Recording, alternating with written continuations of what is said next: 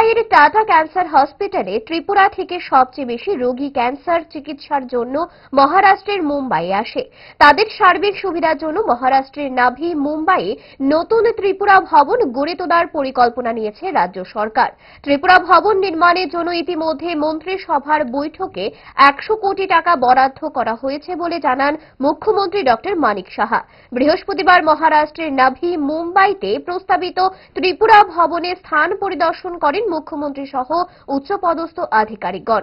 বর্তমানে মহারাষ্ট্রে কোন ত্রিপুরা ভবন নেই। এই প্রথম ত্রিপুরা ভবন নির্মাণ করার উদ্যোগ নিয়েছে রাজ্য সরকার। বৃহস্পতিবার মহারাষ্ট্রে বিজেপি সরকারের শপথ গ্রহণ অনুষ্ঠানে যোগ দেওয়ার জন্য মুখ্যমন্ত্রী মহারাষ্ট্রে গিয়েছেন। আমরা শুনব এই বিষয়ে মুখ্যমন্ত্রীর প্রতিক্রিয়া। ক্যান্সার হসপিটাল অনেকদিন ধরে আমরা ছিলাম যে এখানে যেহেতু প্রায়শই আমাদের ত্রিপুরার থেকে অনেক পেশেন্টরা আসে বা অন্য কাজেও এখানে আসে, তো মুম্বাইতে বা মহারাষ্ট্রে আমাদের কোনো ত্রিপুরা ভবন নেই। তো আমরা এই চিন্তা করে আমাদের ক্যাবিনেটে আমরা ত্রিপুরা ভবনের জন্য জায়গা আমরা এখানে নিয়েছি। তো এটার ফিজিক্যালি আমি এখানে এসেছি। আমি আজকে ভোট টেকিং সিরিমনিতে, আপনারা জানেন যে আজকে এখানে ভোট টেকিং সিরিমনি আমাদের মহারাষ্ট্রের মুখ্যমন্ত্রী আজকে নেবেন।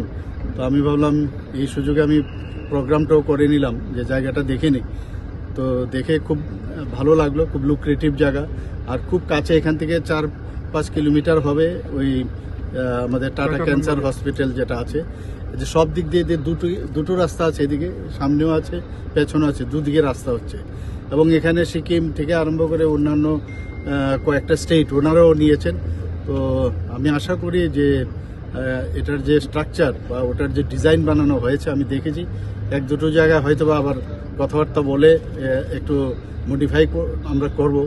তো আমরা অলরেডি প্রায় 100 কোটি টাকার মতো আমরা ক্যাবিনেটে স্যাংশন দিয়েছি। তো সেই অনুযায়ী জায়গাটা আমরা নিয়েছি।